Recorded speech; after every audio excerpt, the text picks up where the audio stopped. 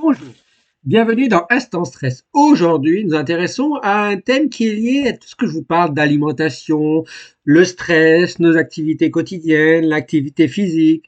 C'est le pilier principal, c'est bien manger. Et pour bien manger, il faut revenir à des bases. C'est des bases qu'on n'a plus à l'école. Ce sont des bases que nous n'avons plus chez soi. Ce sont des bases qui sont un peu bousculées à cause de notre train de vie. Train de vie, c'est-à-dire qu'on travaille trop, on termine tard, on commence tôt, on termine tard, on arrive tard chez soi, on n'a pas le temps de faire à manger, donc on fait de la cuisine rapide, on achète même des produits ultra transformés, et tout ça joue sur notre santé qui se dégrade au quotidien de jour en jour. Et donc, instant stress, c'est là aussi pour vous rappeler à chaque fois l'alimentation. Mais il n'y a pas que le choix de l'alimentation, il y a aussi l'éducation à l'alimentation, l'éducation à la nutrition. Et ça, il y a beaucoup de nutritionnistes et même des chefs cuisiniers qui en parlent de plus en plus dans les médias et ils ont bien raison. Il faut revenir à la base et la base de la base, c'est l'éducation à bien manger. Ça, c'est quelque chose que l'éducation nationale devrait penser à introduire, à réintroduire dans l'école, dans les collèges, dans les lycées. C'est un cours sur l'éducation à bien manger, puisque l'éducation à bien manger, c'est à la fin savoir bien choisir ses aliments, savoir respecter également le Nutri-Score, par exemple, savoir respecter sa cuisine, savoir ce qu'on cuisine, savoir ce qu'on mange, et pour arriver à moins de sucre, moins de gras, moins de sel, et pour une bonne santé. Et donc pour ça, qu'est-ce qu'il faut? Il faut réexpliquer ce qu'il faut faire. Et ce qu'il faut faire, c'est cuisiner soi-même. Savoir cuisiner soi-même, c'est savoir ce qu'on met dans la cuisine. C'est aussi utiliser des produits de saison, acheter des fruits et légumes de saison, puisque les fruits et les légumes de saison sont riches en vitamines, en éléments minéraux, en antioxydants, adaptés à la saison. L'hiver, ce n'est pas la même chose que le printemps, que l'automne, que l'été. On mange pas les mêmes choses. On n'a pas les mêmes fruits en été. Les fruits rouges en été, on les a pas normalement en hiver. On ne devrait pas. Eh bien, on peut en avoir grâce à d'autres pays ou des serres. N'empêche que faut faire très attention. Et puis il y a les recommandations sur la viande. Eh bien oui, les recommandations sur la viande rouge, il ne faudrait pas dépasser. L'idéal, c'est d'être en dessous de 300 grammes de viande rouge par semaine. C'est pas par jour, c'est par semaine. Et alors vous avez certains sites qui vous diront moins de 500 grammes, mais en fait l'idéal c'est moins de 500 grammes les recommandations, mais l'idéal c'est moins de 300 grammes de viande rouge par semaine.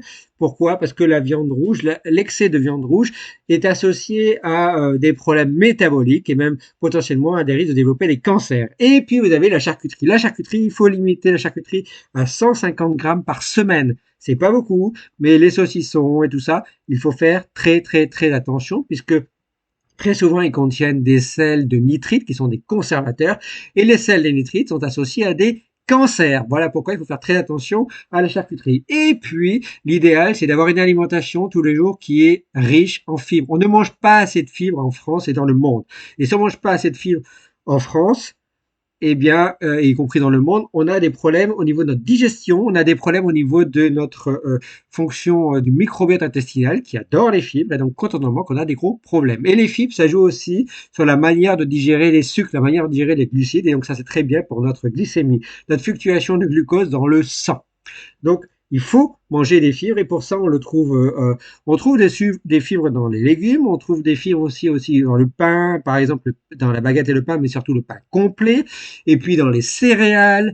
Et si vous faites un petit déjeuner par exemple avec des céréales, vous aurez un apport en fibres qui est régulier et qui est très bien. Il faut aussi faire attention, diminuer notre apport en sel, donc faire attention à la consommation de pain et de baguette, par exemple. Le pain et la baguette, je vous en ai déjà parlé, ça contribue à 20% de l'apport en sel dans notre alimentation de tous les jours. Et c'est pour ça que d'ailleurs, le taux de sel par 100 grammes de baguette ou 100 grammes de pain a été, par réglementation et par accord avec tous les boulangers, diminué dans le pain et la baguette pour jouer sur notre santé en bien. Donc diminuer le sel. Il faut faire attention quand on cuisine, on met moins de sel. Évidemment, les industriels mettent beaucoup de sel, mettent beaucoup de sucre, beaucoup de gras. Nous, quand on cuisine, on en met moins, donc il faut en consommer moins. Moins de sucre, éviter les boissons gazeuses sucrées, par exemple. Éviter les alimentations liées à du gras saturé. Plutôt privilégier, par exemple, des huiles avec des gras insaturés ou manger du poisson ou manger du saumon, par exemple, ou de la sardine ou des maquereaux. C'est du bon gras, par exemple. Vous avez du gras qu'on retrouve aussi dans la viande, mais il faut faire attention. Et puis, éviter les produits transformés. Plus on mange de produits transformés, plus on a des problèmes métaboliques. Et maintenant, est-ce qu'il y a un secret vers les régimes? Est-ce que c'est bien de faire des régimes? Eh bien non, en fait, il n'y a aucun régime parfait. Chaque régime va vous demander de supprimer quelque chose, d'enlever quelque chose. Donc les régimes, il vaut mieux éviter. Par contre, maintenant, il y a des discussions sur la manière de s'alimenter. Par exemple, alors on appelle ça le régime méditerranéen, mais c'est pas vraiment un régime, c'est une manière de manger. C'est avec beaucoup d'épices, beaucoup d'huile d'olive, manger beaucoup de poissons, beaucoup de fruits et de légumes. Donc ça, c'est le régime méditerranéen. Il y a aussi la restriction calorique qui est de diminuer son apport en calories, en sucre tous les jours pour essayer d'avoir une plus grande longévité. Et bien ça, ce sont des manières d'alimentation qui jouent sur notre longévité. Les compléments alimentaires, comme je vous l'ai déjà dit, il vaut mieux éviter et ça ne sert à rien et même ça peut être dangereux. Vous avez même parlé de certains compléments alimentaires qui peuvent altérer le foie, affecter le foie au minimum. Donc ça peut être dangereux. Il faut bien choisir ses huiles quand on cuisine, ses huiles végétales avec les oméga 3, oméga 6. Donc voilà, là c'est un instant stress pour vous rappeler les bases d'une éducation à l'alimentation et ça c'est pas normal, mais en fait on n'en a pas assez, on ne le rabâche pas assez, on ne le dit pas assez, et même à l'éducation nationale, on n'en parle pas assez. Les enfants devraient avoir cette éducation nationale, rappeler les recommandations, leur faire découvrir ce que sont les fruits et les légumes. Alors oui, il y a la semaine de la découverte, mais c'est pas assez. Je pense qu'il faudrait un cours sur l'éducation à l'alimentation pour qu'ensuite ça devienne des futures générations qui fassent attention à leur cuisine et ce qu'elles mangent. Voilà, en attendant un prochain sans stress, réfléchissez bien à ce que vous mangez. Merci à vous.